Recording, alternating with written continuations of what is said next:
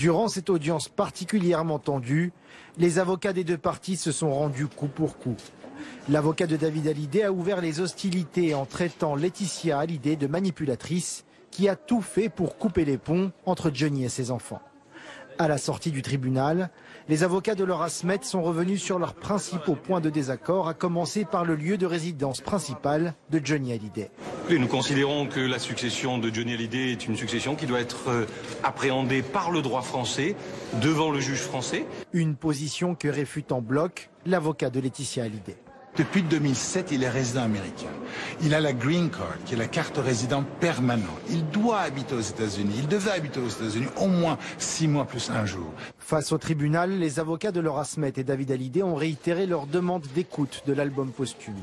Une écoute qui pourrait entraîner le blocage de la sortie de l'album s'il ne convenait pas aux aînés de l'artiste. Nous considérons que cet album, au jour du décès de Johnny Hallyday, n'était pas finalisé. Nous considérons qu'aucun accord de Johnny Hallyday n'a été donné. Une demande refusée par Laetitia Hallyday à cause de la procédure judiciaire. Laetitia Hallyday aurait accepté sans le début de l'ombre d'un doute si, au lieu de recevoir des recommandés et des assignations, elle aurait reçu un coup de fil.